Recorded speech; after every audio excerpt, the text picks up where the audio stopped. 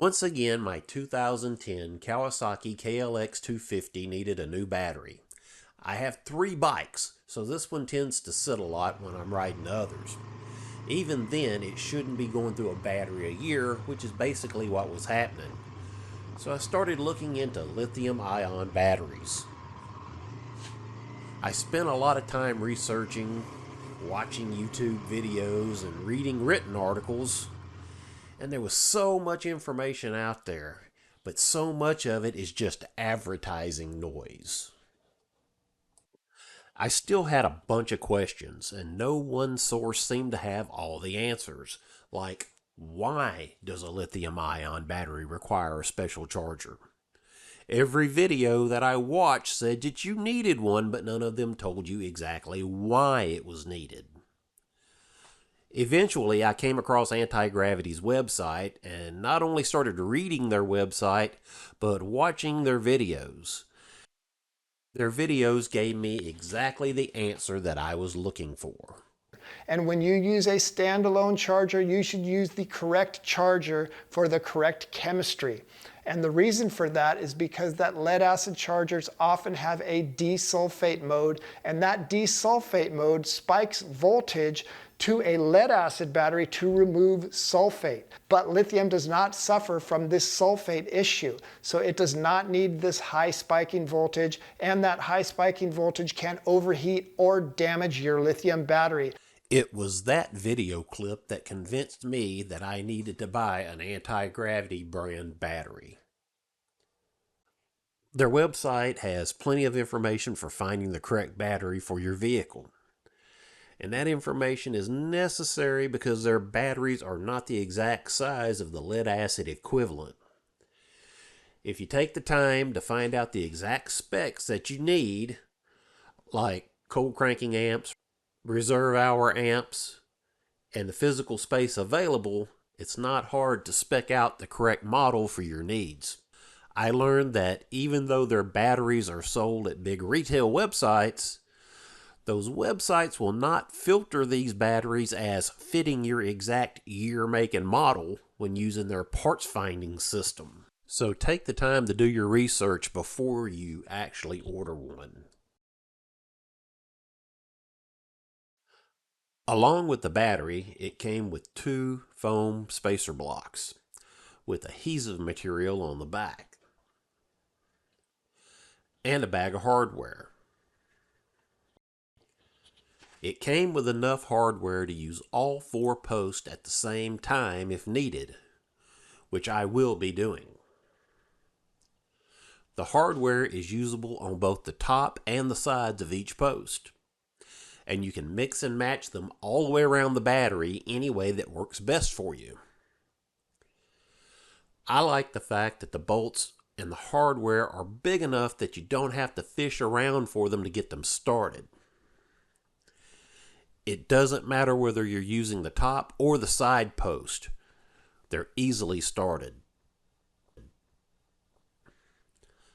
I've had batteries in the past, including the one that I'm replacing, that I had to go in with a small flat-bladed screwdriver and try to hold up the hardware nut to get the bolt started.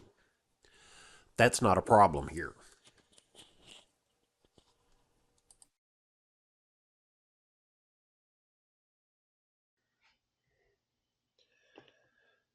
The original battery weighed 5 pounds, 2.5 ounces.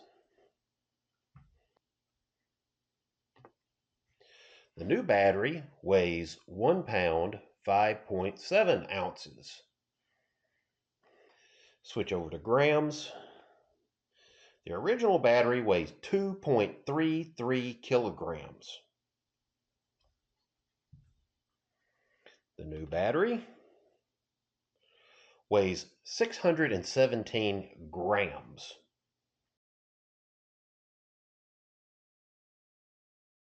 My friends that have Jeeps have a saying, "It's dirty because I drive it."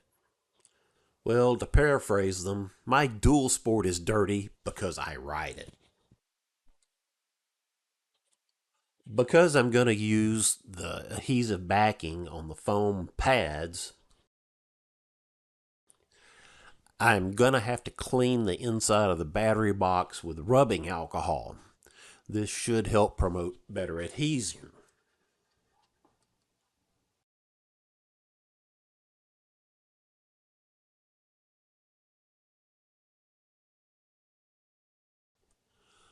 Because the new battery is considerably shorter, after a little experimenting, I decided to place the foam spacers in these positions. It raises the battery to a good height to connect my terminals and still leaves enough space to reach the jump start button on the top of the battery. I'm going to use the second set of posts for my remote charging leads. I've installed the spacer blocks using the adhesive to hold them in the front and the rear of the battery box. Now I've got the remote charging leads attached. The mounting bolts are 10 millimeter, or you can use a Phillips head screwdriver. Then I route the leads to the rear of the bike so that they'll be accessible without removing the side cover.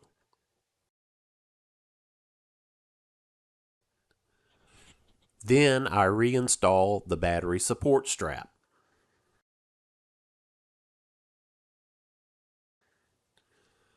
Then install the positive battery cable. Then I ran into a problem. The new bolt is slightly larger than the old negative cable eyelet. So I use a drill bit just a hair larger than the eyelet, and it corrected the problem. Being careful not to remove too much material, then the negative cable bolted right up. All right, now we're going to test the battery.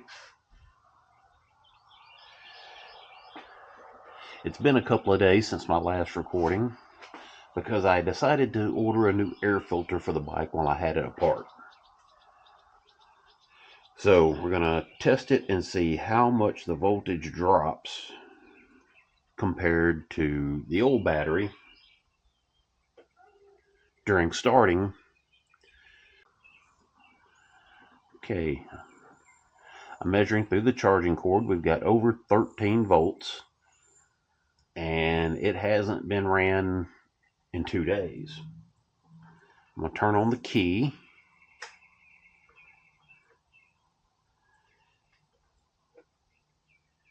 And we're going to see what happens.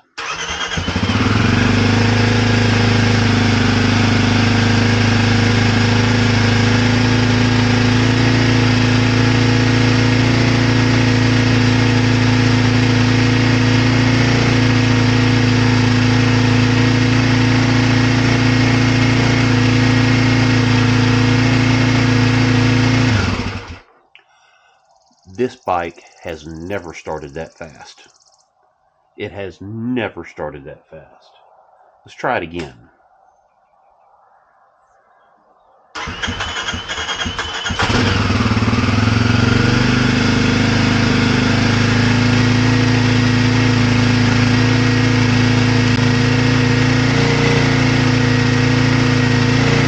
Low beam.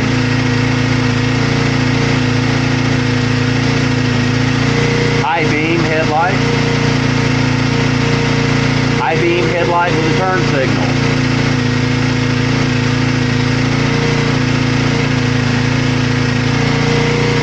About 3,500 RPM with the choking gauge.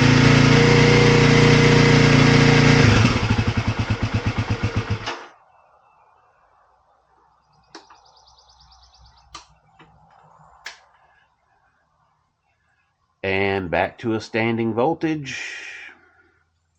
Over 13 volts at rest.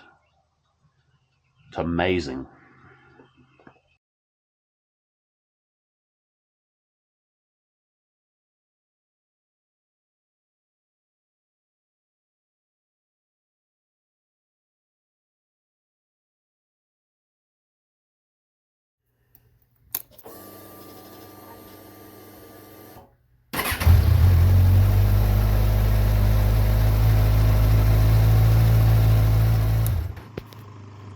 It's been 18 months since I got the first lithium battery for the KLX.